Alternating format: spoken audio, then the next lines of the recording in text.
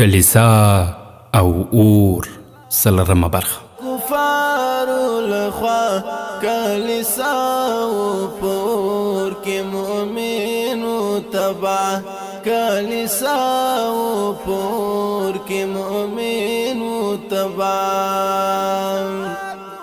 پدریان راهبان د اسلام دښمنان پدریان راهبان د اسلام د کلیسا او اور د خپرونې درنو او قدرمن اوریدونکو په دې هیله چې ټول به جوړ او روغ یاست. الله رب العزت مو خوشحال لره. دلته زه محسن احسان مې یو ځل بیا د کلیسا او اور د خپرونې کوربهتوب کوم په دې هیله چې دا خپرونه تر پایه راسره واورئ. درنو او قدرمن اوریدونکو په تېره برخه کې مو واورېدل ابوالحسن مړۍ ژوله د لومړي ځل لپاره یې هغه ته وکتل او له لس ځنډه وروسته یې وویل دا چې څه یې وویل دا به په نن خپرونه کې واورو انشاء الله تعالی. ابو عامر زه ستا مننه کوم خو زه دلته نشم پاتې کېدی. کله چې باچا ابو عبدالله له دې ځای روان شي نو د دې میلمستون دروازه به زما پر مخ پورې شي. ابو عامر وویل کومه ورځ چې ته ټپي دلته راغلې ما داسې احساس کړه چې کوم دښمن درپسې دی. ابوالحسن ځواب ورکړ زما هېڅ دښمن نشته، زه په لاره کې له آس نه لوېدلی او ټپي شوی یم. ابو عامر غوښتل څه ووایي چې یو پیرهدار دننه ورغی او ابوالحسن ته یې وویل د مصعب کوم نوکر دې غواړي له تاسو سره ویني، هغه وایي چې یو ضروري پیغام یې راوړی دی، که اجازه وي دننه یې راواستوم. د ابوالحسن د زړه درزا ناڅاپه ګړندی شوه. وویل سمدستي یې راواستوم. پیرهدار ولاړ. ابو عامر زړه نه زړه وویل جنابه ما فکر کاوه چې نن دې 2 ځله له مصعب سره لیدلی دي. سهار چې کله هغه د له پاچا سره له لیدو وروسته نیغ دلته تا ته راغلی و او ماپښین مهال چې ته پر آس شوې او ووتې نو زما په خیال کې دا راوګرځېدل چې د هغوی لیدو ته ورغې. ابوالحسن په ځیر هغه ته وکتل. ځواب یې ورکړ دا څه د حیرانۍ خبره ده. ابو عامر د هغه تر لهجې د هغه له توند کتو نه وویرده او له شونډو څخه احمقانه مسکا ورکه شوه. وویل ښاغلی زما دا مطلب نه و چې ابوالحسن یې خبره وړاندې کړه. وویل ګوره ابو عامره ته یو ښه سړی یې خو په دې وخت کې زه بې معنا خبرو ډېر ځورېږم. که ته تر ساحل پورې ځې نو چې څومره دې زړه غواړي دومره به د خبرو فرصت ولرې. اوس دې دا لوښ در ټول کړه. مګر جنابه تاسو څه ونه خوړل؟ زه وږی نه یم خو دا نه درته وایم چې د مصعب په کور کې مې څه شي خوړلي دي. ابو عامر پتنوس ورسره واخیست او بهر ته ووت. څو ګامه لرې د مصعب حبشي غلام ولید چې له پیرهدار سره روان و. دی د هغوی له لارې نه یوې خواته شو او چې هغوی تیر شول پیرهدار هغه د ابوالحسن کوټې ته ورسوه او بیرته یې مخ راوګرځوه. نو د بیا ځان ته بد رد ویل او د پخلنځي په لور روان شو. دا همهغه نوکر و چې ابوالحسن په لومړۍ ورځ د ساعت سره لیدلی و. هغه چې کوټې ته وننوت په ادب یې سلام وکړ. بیا یې له جیبه یو لیک راویست او ویې ویل ښاغلی د مصعب میرمن د ساعت ترور دا راته راستولی دی. هغه دا ټینګار وکړ چې له ما او تا پرته دریم کس باید پرې خبر نشي. ابوالحسن په بیړه لیک پرانیست او څو شېبې وروسته بیا شاوخوا ته هېڅ پام نه و. د ساعت د ترور لیک داسې و ابوالحسن زوی زه په دې لیک کې د هغې معصوم نجلۍ د زړه د احساساتو ترجماني کوم چې د رخصت په وخت کې تا ته څه پیغام در نه کړی شو. ساعت ماته تر خپلې لور زیاته ګرانه ده او چې زه له هغې کوټې څخه د دې پټې پټې سلګۍ اورم نو زړه مې ځپل کېږي. زه باید درته ووایم چې ستا له راتلو مخکې دې له ژوند سره هېڅ مینه نه درلوده. د تېر وخت پیښو د حال او راتلونکي دواړو نه بې پروا کړې وم. دا به تل چوپه وه. په غناته کې د دې یوازینۍ زموږ پلارنۍ هدیرې سره مینه وه. دلته له راتلو سره مو دا ګمان کاوه چې د چاپېریال له بدلېدو سره به د دې په خیال کې هم بدلون راشي او یوه ورځ چې دې وغوښتل په آس سپرلیو کوي نو زه ډېره خوښه شوم. خو په لومړۍ ورځ چې له چکر نه بیرته راغله نو دا راته معلومه شوه چې چا دلته لږ لرې د یوې هدیرې په باب ورته ویلي وه چې د طارق رحمه الله د وخت څو تنه شهیدان پکې ښخ دي او ساعت هلته د فاتحې او دعا لپاره تللې وه. ملکه عایشه هم په همدغه هدیره کې ښخه ده. ساعت د دې له مور او پلار سره د هغې نیکي ور یادېږي ځکه خو د دې په وار وار هلته د تلو لپاره مناسبه پلمه پیدا کړم.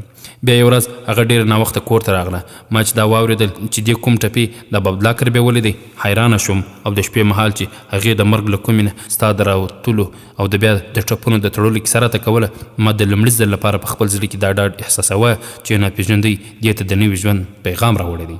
ساعت به په دې ډېره ارامه او ډاډه شوه چې په وار وار ستا د زړورتیا یادونه وکړي او ستا له لیدو نه وروسته ما داسې ګڼله چې ستا څېره مې له پخوا نه په ذهن نقش او ساعت هسې ستا تر اغېزې لاندې نه وه. ته د دې ماضي په ډېرو غوره چوکاټونو کې لوبېدلی او د دې مخې ته راغلی وې او د دې دنیا بدله شوې وه. د دې اړتیا نشته چې درته ووایم چې هغه له تا سره څومره روږدې شوې ده او خامخا ته هم د دې د زړه نه ناخبره کېدی نه شې. اوس ته روان یې او زه نه پوهېږم ستا په غیاب کې به ساعت ته څومره تسلي ورکړی شم خو تا ته په دې پیغام کې هېڅ زړه نه زړه نه یم چې کله ته بیرته راشې نو ستا او د ساعت ترمنځ به داسې دیوال نه وي چې ته ترې تېرېدی نه شې. زه به په ډېر ویاړ ستا لاس ونیسم او خپل میړه ته بوایم چې زه غواړم د سعد راتلونکي د دې شریف او زړور ځوان ته وسپارم چې ته به هغه له ما سره هم نظری ووینې. تا ته سمدستي د لیک د ځواب راستولو اړتیا نشته، یوازې دومره ډاډ غواړم چې زما لیک در رسېدلی دی. ابوالحسن د لیک تر لوستلو وروسته تر لس ځنډه په چوپه خوله نوکر ته کتل، بالاخره وویل ته د سعد ترور ته زما لخوا د احوال ورکړه چې ما یې لیک ولوستلو او مننه یې کوم. ابوالحسن د شپې تر ویده کېدو مخکې لیک څو ځلې لوستی و او سهار چې د سفر تیاري کوه داسې یې ګڼله چې ساعت تر لمن نیولی دي او ترې پوښتي چې ابوالحسنه ته رښتیا ځې ته روان یې؟ د لمر ختو په وخت کې کاروان روان شو او د کلا نه بهر د شاوخوا کلي په سلګونه کسانو د غنتې وروستۍ پاچا ته د بېوسۍ اوښکې نظرانه کولې. د پاچا د روانېدو خبر د سمندر تر ساحله پورې رسېدلی و. په لار کې ځای ځای خلک د ده مخې ښې ته راوتلي وو. د قبایلو مشرانو پړاو په پړاو د کاروان لپاره د ډوډۍ بندوبست کړی و. د لارې د کلیو ډېر زیات خلک د پاچا د رخصتولو لپاره د هغه له کاروان سره ملګري شوي وو. ابوالحسن د سپرو له وروستي ډلګي سره سفر کاوه، خو د ده د لارې له کږلېچونو او د خلکو له بیروبار سره هیڅ کار نه و. د ده د خیالونو په نړۍ کې د سعد مسکاګانې خورې وې او دی ګام پر ګام ورته ویل ابوالحسنه زه ستا یم، ته ما پرېښودی نه شې. کله کله به یې په خیالونو کې پښیمانه غوندې شو او له کوم ملګري سره به یې روغبړ پیل کړ، خو لږ ځنډ وروسته به د خیالونو په هماغه نړۍ کې ورک شو چې د اوس او راتلونکي ټولې لارې د سعد پر دروازه ورتلې.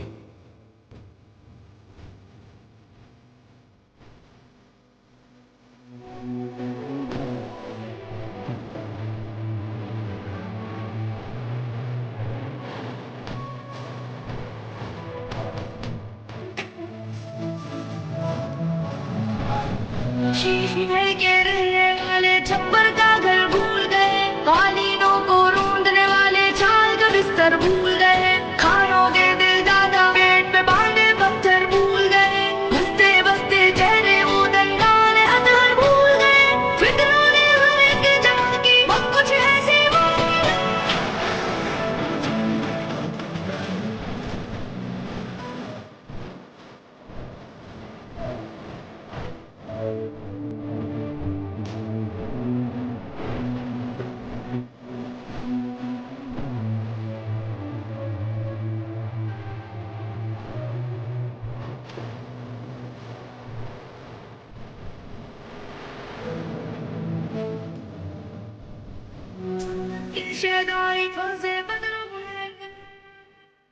خپرونې درنو او قدرمنو اورېدونکو، درېیمه ورځ ماپښین مهال له ملیقه څخه څو میله ختیځ لوري ته په یوه وړوکي بندر کې په زرګونه کسان دا ببلا هرکلی کاوه. په سمندر کې د مراکش کښتۍ وې او د ځایي مسلمانانو نه پرته شاوخوا په ساحلي ناټو او پیرو کې د نصرانیانو ساتونکي یوه ډله د مسلمانانو له ګڼې ګوڼې نه لږ لرې یوه لوري ته ولاړه وه. د سمندر په څنډه د ځایي قبایلو مشرانو د کاروان لپاره خیمې درولې وې. تر ټولو لویه خیمه چې د پاچا او د ملکې لپاره درول شوې په هغوی کې لوریه ښکاره کېده. د مراکش د کښتیو کپتان او نور افسران له ګڼې ګوڼې څخه څو ګامه وړاندې د قبایلي مشرانو سره ولاړ وو. د نصراني سپاهیانو یوې ډلې پاچا ته سلامي ووهله او بیا ولاړل. د قبایلي سردارانو قطار ته نږدې له اسونو پلي شول. قبایلي مشران یو وړاندې ورغی او پاچا ته یې لاس ورکړ. شاهي خدمتګاران چې له کاروان نه مخکې بندر ته رارسېدلي وو مخې ته ورغلل. د ملکې او نورو ښځو د اسونو جلبونه یې ونیول او د خیمو په لور روان شول. ځایي سردارانو پاچا ته مېلمستیا تیارې کړې وه او پر دې ټینګار کاوه چې کاروان یوه ورځ ایثار شي. پاچا عذر وغوښت، وویل زه د زړه له کومې ستاسو مننه کوم، خو دلته ایثارېدل ما ډېر غموي. د سیمې یو وتلي سړي وویل علي حضرته موږ تا مجبورولای نه شو، خو په کښتۍ کې ستاسو د اسونو پر ځای کول ډېر وخت غواړي، ځکه خو د ماښام ډوډۍ لپاره زموږ مېلمستیا مه ردوه. ابا عبدالله له لږ فکر وروسته ورته وویل ډېره ښه ده، موږ به د ماښام ډوډۍ وخورو بیا به وخوځېږو. په لږ ځنډ کې ماشومان او ښځې خیمې ته تللي وې او ابا عبدالله د زرګونو خلکو په منځ کې همهلته په یو میدان کې د مزګل لمونځ ادا کاوه. له لمانځه وروسته یوې پراخې خیمې ته ننوت او سترګې یې له اوښکو ډکې وې او په ژړغوني اواز یې خپلې مېرمنې ته وویل زما په زړه کې ډېر دا راګرځي چې که مړ شوي وی نو دومره خلک به مې جنازې ته هم نه ورغلي، که هغوی ځلېدلی او مخ یې رانه اړولي او یا یې زما پر سر خاورې راشیندلې هم دومره به زه نه وی ځورېدلی لکه اوس چې ځورېږم. د ملکې سترګې را ډکې شوې. ځواب یې ورکړ علي مقامه موږ مړه شوي یو، موږ په هماغه ورځ مړه شو چې دښمن پر الحمرا خپل بیرغ ټینګاوه او خلک له مړو څخه کسات نه اخلي. ابو عبدالله په کرسي کښېناست، سر یې په دواړو لاسونو کې ونیو. ویې ویل نه اصلا زه په هغه ورځ مړ شوم چې د خپل پلار سره مې خیانت وکړ. د غناتې تخت زما قبر و، زما رعیت زما ګناهونه را بخښلی شي، خو د خپل ضمیر له کسات نه نشم خلاصېدی. ما ته پاچاهي چپنه نه و اغوستې، بلکې د خپل ولس کفن مې ترې څیرلی و او پر ځان مې اچولی و. بهر د ابوالحسن غږ اوچت سو. علي مقام سلطان ځان را سنبال کړ. وویل څوک یې؟ ابوالحسن لوړ مقامه، زه راغلی وم، غوښتل مې ستاسو حضور ته یو عرض وړاندې کړم. دننه راتلی شي؟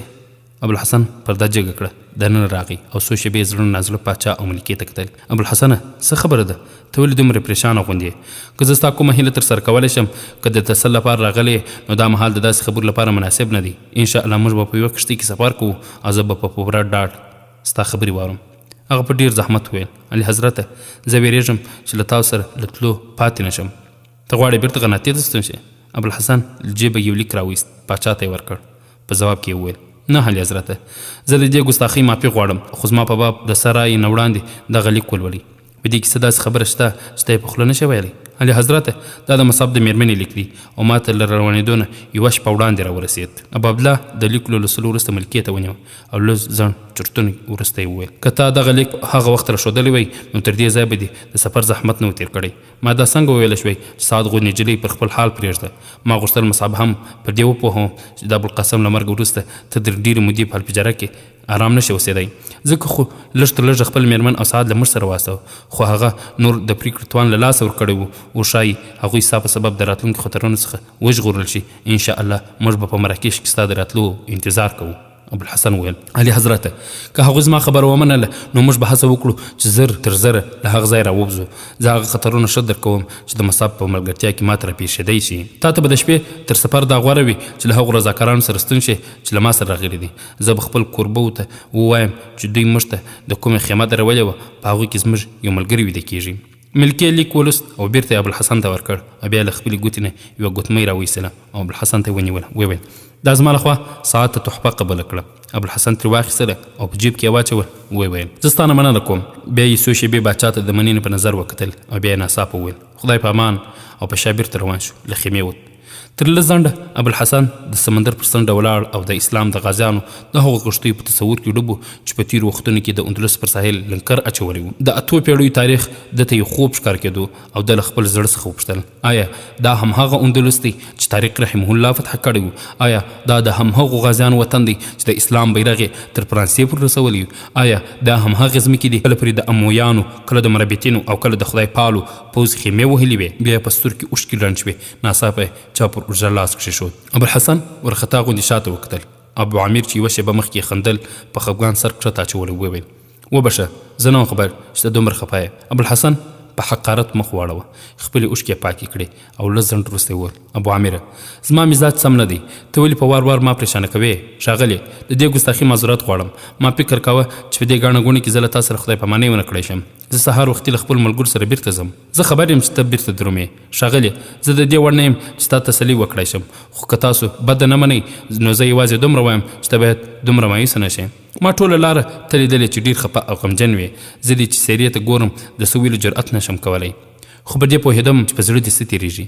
که زه ستاسو نوکر وای نو په وروستي ملاقات کې به مې په زغرده درته ویل چې ما در سره خواخوږي ده. ابوالحسن څو شېبې ده ته کتل او بیا نرم شو وویل امکان لري دا زموږ وروستۍ لیدنه نه وي. زما باور دی چې ته به یوه ورځ بیرته راځې، په مراکش کې به ستا زړه ونه لګېږي. ابوالحسن غوښتل چې ورته ووایي چې زه د اندلس د پرېښودو اراده نه لرم، خو بیا چوپ پاتې شو. هغه نه غوښتل چې ابو عامر ته یې راز ووایي.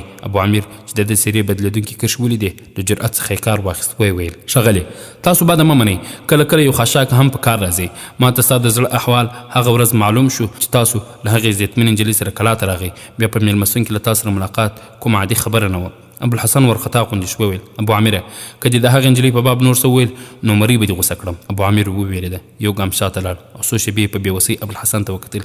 بیا په ویرېدلي غږ وویل جنابه زه د یوې عزتمنې کورنۍ د پتمنې نجلۍ په باب د کومې بدې خبرې جرأت نشم کولی. زما په باب څه بدګمان باید ونه کړئ. زه یوازې دومره غواړم چې ووایم چې هغې ستا له لوري د دې پیغام ذمواري اخیستلی شم چې تاسو بیرته د راتلو له نیت سره ځئ. هغې ته دا ضروري دی چې وویل شي چې کله تاسو د سمندر پر غاړه ولاړ وئ نو سترګې مو له اوښکو ډکې وي. ابوالحسن لږ اغېزمن شو. وویل ابو عامره زما اوښکې د اندلس لپاره وې او هغې نجلۍ ته د احوال لپاره ستا خدمت ته اړتیا نه لرم. موږ دواړه یو بل ښه پېژنو. ته نور څه ویل غواړې؟ ابو عامر چوپ شو. ابوالحسن د خدای پامانۍ لپاره لاس ور اوږد کړ. هغه دواړه لاسونه ورته راوږده کړل او وویل ښاغلی خدای په امان زه به تل دعا درته کوم. بیا هغه په ګڼه ګوڼه کې ورک شو.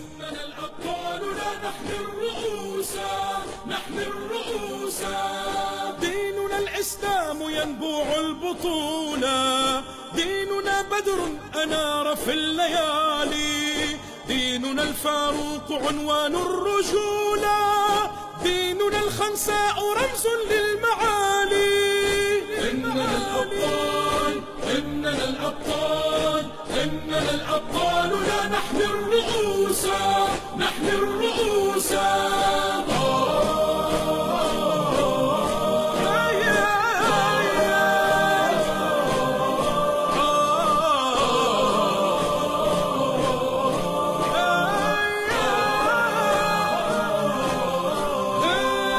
جدنا الخطاب في المغرب ثائر، عمر المختار للغزاة قاهر، وابن باديسة وأبطال الجزائر في السماء كانوا للعز شموسا. إننا الأبطال إننا الأبطال إننا الأبطال لا نحمي الرؤوس.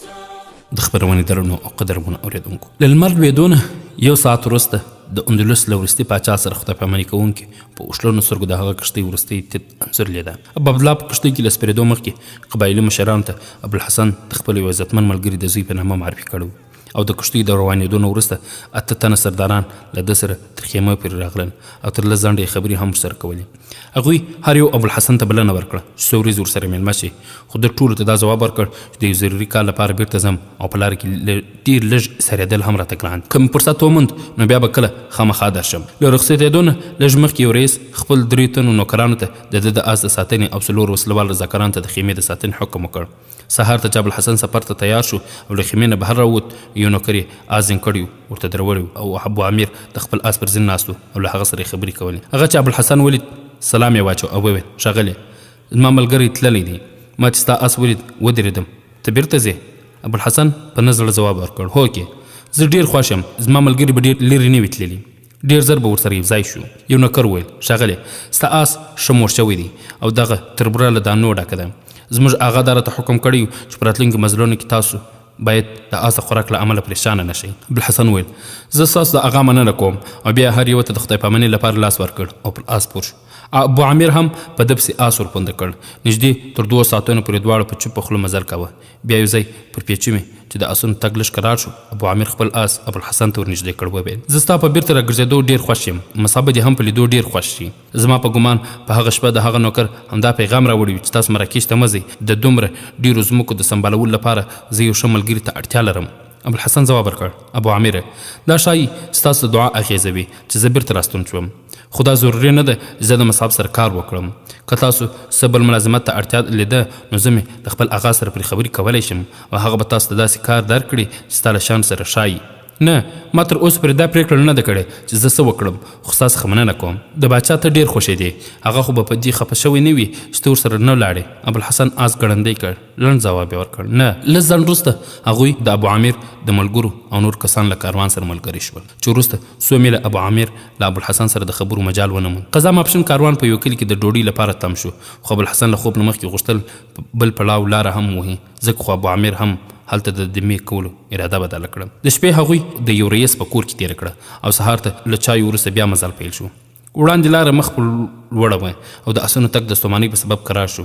ماپښین دوی لږ د آرام په نیت د یوه کلي سرای ته وګرځېدل.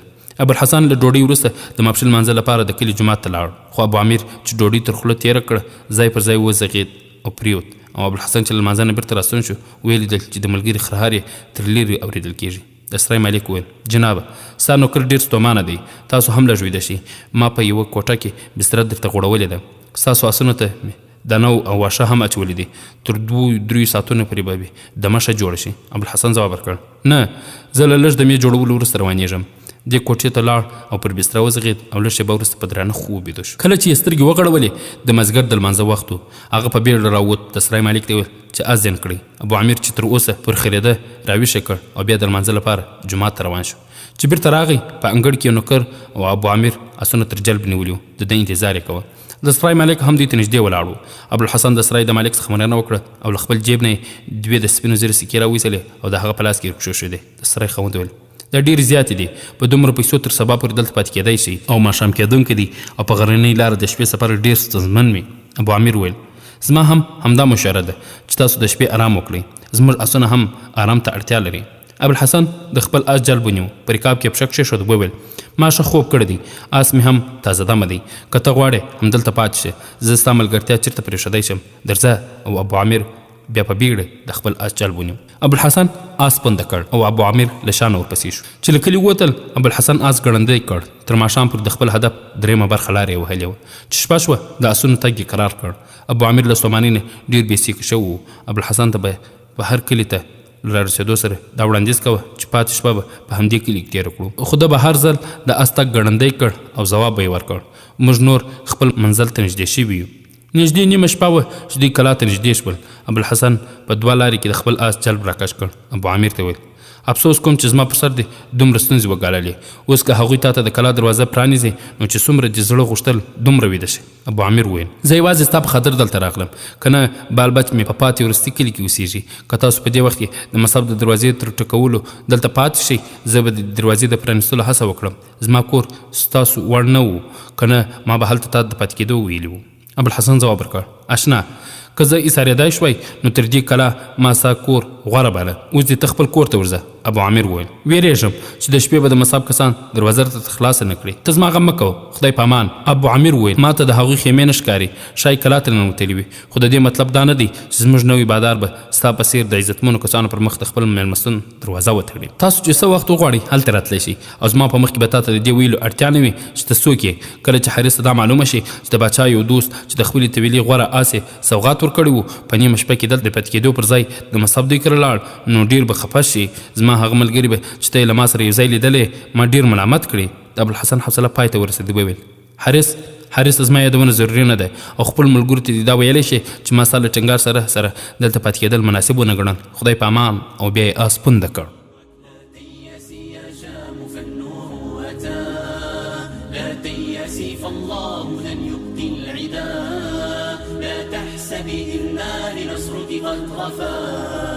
كلا ولا إنا لنصرك سوريا فالظلم مهما طال فالظلم مهما طال فالظلم مهما طال والليل دجا لا بد من فجر لا بد من فجر لا بد من فجر يضيء لنا الدنا. الله أكبر يا حماة ديارنا، الله أكبر من هناك ومن هنا، الله أكبر يا حماة ديارنا، الله أكبر من هناك ومن هنا. قد آن للضرغام أن يتزمجرا ما دامت الأنفاس فيها هيمما.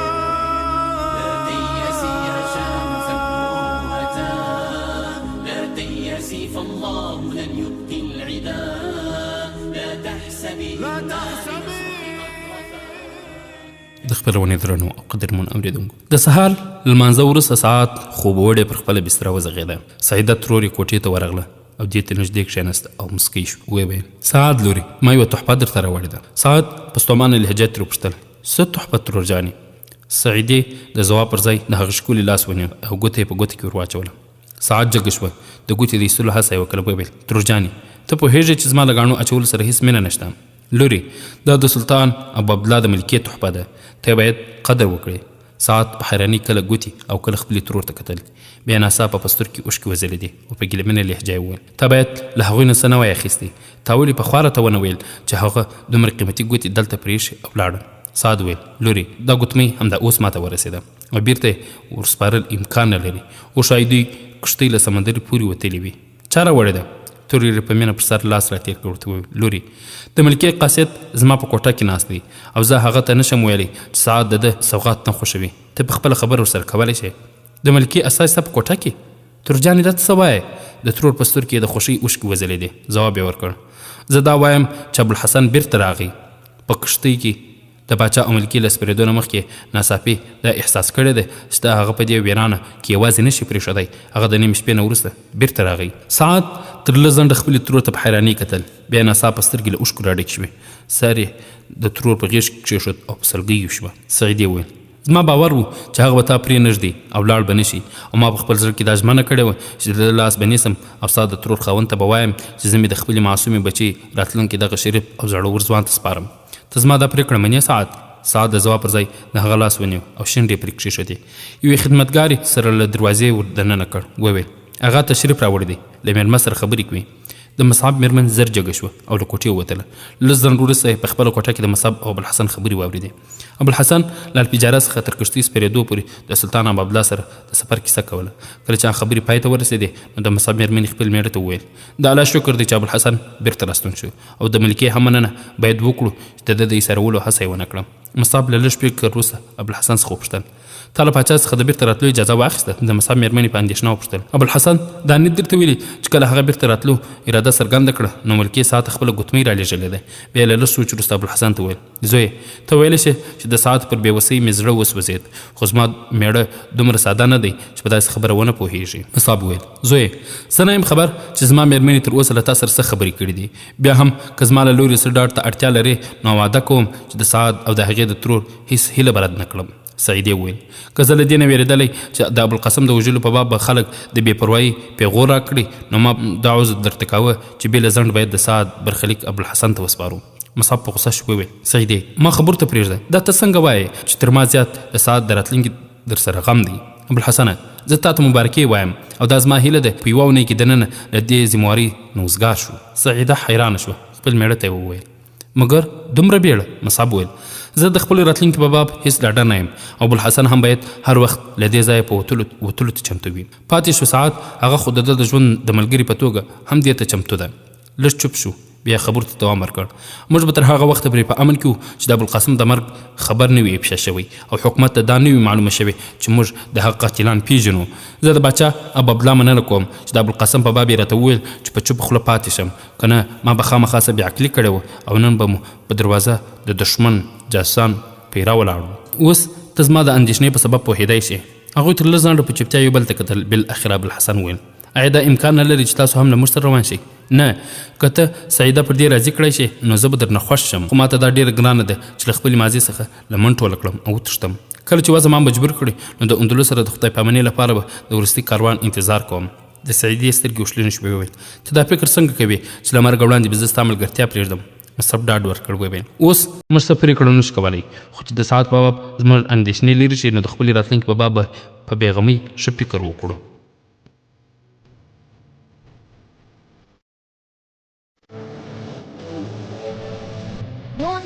तुम रब पे जागो क्या चेहरा दिखलाओगे हुक्म है हल्के हो या बोझल उज़र भला क्या लाओगे पूछती है बहने इब्ने कासिम आखिर कब आओगे अपनी इज्जत क्या थी खबर तुम तावील ले आओगे इसके मोहब्बत की सोचो तो कैसे दावेदार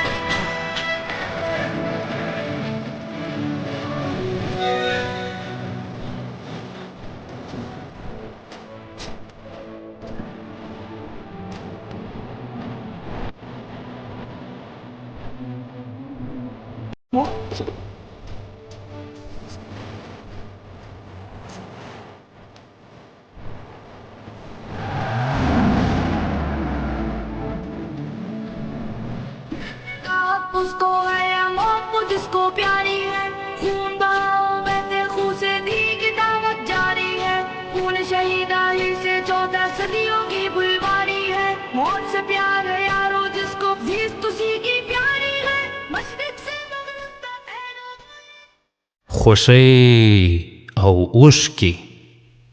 خپرونې درنو او قدرمن اورېدونکو په شپږمه ورځ مصعب 35 تنو بوډا کروندګرو ته د ډوډۍ بلنه ورکړه او د لمر راختو نه لږ وروسته دوی د کلا په انګړ کې تجرونه ودرول او د میلمنو راتګ پیل شو. په تیرو 3 کلونو کې دا لومړی ځل و چې دغه خلک د میلمنو په توګه په ښکلي قالینو ناست و. ابوالحسن نوي جامې اغوستې وې او د سیمې د قاضي او مصاب په منځ کې سره ځوړند ناست و. د مجلس د حاضرینو سترګې د ده په ښکلې څېره ګنډلې وې.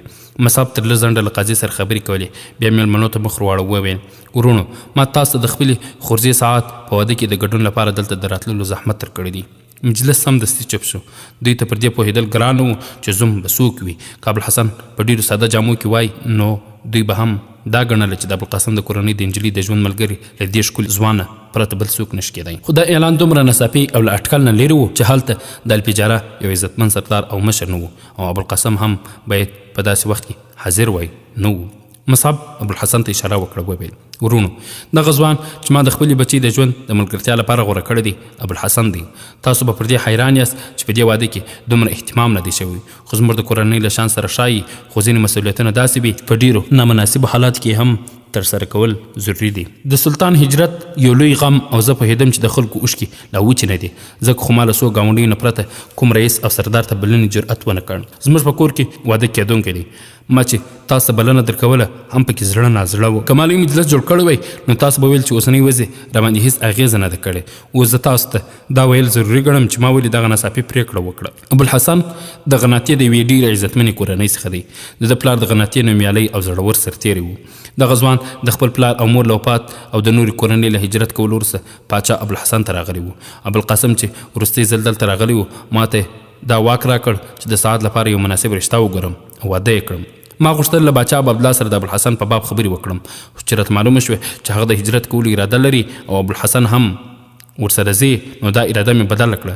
د سعد د ترور هم دغه ځوان ډېر خوښ و او هغه پر دې ډېر خفه وه چې دی درومې، خو تقدیر ته دا منظوره وه چې پر ملکې زما خورزه ډېره ګرانه وه. پاچا د ابوالحسن ډېر قدر کاوه او هغوی دلته یو سبب شول. ابوالحسن یې له ساحل څخه بیرته راواستوه او ما ته یې دا احوال راولېږه چې که سعد ده ته په نکاح کړې نو موږ به ډېر خوښ یو. هغوی دا ټینګار هم کړی دی چې دوی له واده وروسته زر مراکش ته راواستوي. که ابوالقاسم دلته وای نو د باچا د وروستي حکم په عملي کولو کې به یې یوه ورځ هم ځنډ نه وکړي.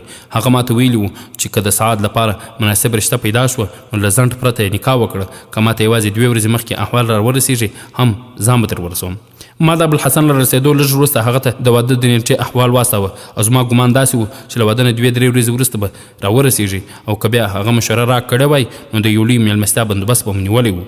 خو له بده مرغه هغه په غرناطه کې نشته او په کور کې هم چاته دا معلومات نشته چې چیرته دی. کیدای شي لیدلې ته تللی وي. په هر صورت تاسو پوهېږئ چې په دغسې وضع کې زه نور هېڅ نشم کولی. زه افسوس کوم چې د دې سیمې ټول خلک مې راونه بلل، خو دا ګیله دې څوک نه کوي چې له پامه مې غورځول دي. ځکه خو زه د ابوالقاسم له لورې دا اعلان کوم چې د ده د ځمکو ټولو بزګرانو ته د راتلونکي فصل مالیه معاف ده.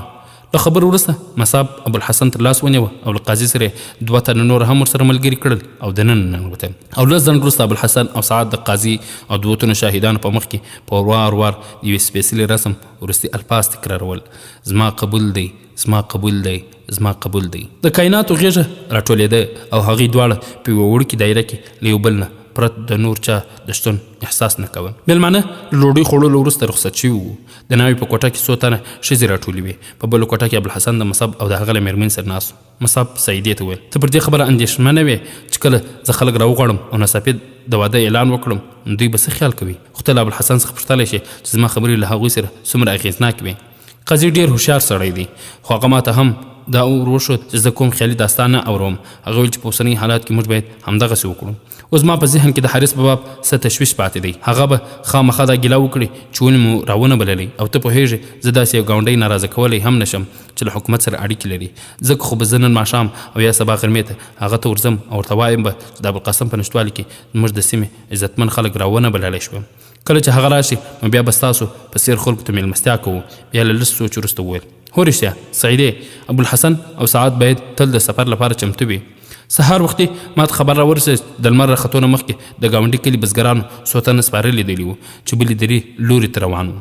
دا معلومه نه ده چې دوی کلا ته ورغلي دي که وړاندې تېر شوي دي. سعیدې وویل: هغوی به د غرناطې مهاجرین وي. مصعب وویل د مهاجرینو کاروان یوازې څو تنه سپاره نه وي او هغوی د شپې لخوا سفر هم نه کوي.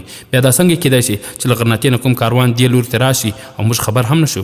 د شپې په وروستۍ برخه کې د هغوی سپرو له منزل نه داسې ښکاري چې هغوی په کوم مهم کار پسې راغلي دي او د شپې چیرته دمه نه ده کړې. سعیدې وویل ته هسې ځان پریشانه کوې. آیا دا نشي کېدای چې دغه سپاره له غرناطې څخه نه بلکې د لارې له کومې درې څخه راغلي وي؟ مصعب څو شېبې سر کښته اچولی او فکر یې کاوه. بیا یې وویل سعیدې زه سودایي شوی یم او هر وخت دا اندېښنه راسره وي چې ابوالحسن او سعاد دلته په امن کې نه دي. سعیدې په اندېښمنه لهجه وویل آیا ته په ښو خبرو فکر نشې کولی؟ په دې کې یو نوکر کوټې ته ورننوت او وویل جنابه یو عزتمن سړی غواړي در سره وګوري. هغه وایي زما نوم حارث دی او د مبارکۍ لپاره راغلی یم. موږ هغه د مجلس په خونه کې کښېنولی دی. څو شېبې هغوی یو بل ته په اندېښمن نظر کتل. بیا مصعب په خپ غږ وویل هغه یوازې راغلی دی؟ نوکر ځواب ورکړ نه صاحبه، له هغه سره 18 تنه سپاره هم راغلي دي. هغوی د کلا د دروازې څخه بهر ولاړ دي. مصعب جګ شو او وویل سعیدې زه لاندې ورځم. امکان لري چې موږ څه بیړنۍ پرېکړه وکړو. ځکه خوښیزې رخصت کړه او سعاد دلته راوله. ابوالحسن بچی ته د سفر لپاره ځان تیار کړه. ابوالحسن جګ شو ځواب یې ورکړ زه به له تا سره ولاړ شم. دوی ته باید داسې ور ونه ښیي چې زه د دوی نه ځان پټوم. زه اوس د تیښتې هېڅ سوچ هم نشم کولی. زما باور دی چې که هغوی په ما پسې راغلي وي نو تر اوسه پورې به د تیښتې ټولې لارې نیولې وي. زموږ لپاره له خطر څخه د ژغورنې یوازینۍ لار دا ده چې پر خپلو حواسو راقابو شو.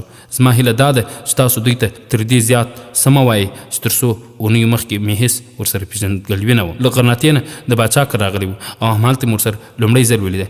ته پر دې نه یې خبر چې ابوالقاسم چېرته دی او ما هم په دې اړه تا ته هېڅ نه دي ویلي. زما په ملاتړ پر تاسو مصیبت راتلی شي خو ما ته هېڅ ګټه نه لري. راځه. ابوالحسن مصعب تر لاس ونیو او هغه په زړه نازړه ورسره روان شو. د کلیسا او اردو داستان درنو او قدرمنو اوریدونکو دا چې نور څه وسپل د به په راتلونکي خپرونه کې واورو ان شاء الله تعالی. دا خپرونه ما محسن احسان چمتو تاسو ته وړاندې کړه. در بیا تاسو په درنه حضور کې د حاضرۍ تاسو ټول په الله جل جلاله سپارو. السلام علیکم ورحمة الله وبرکاته.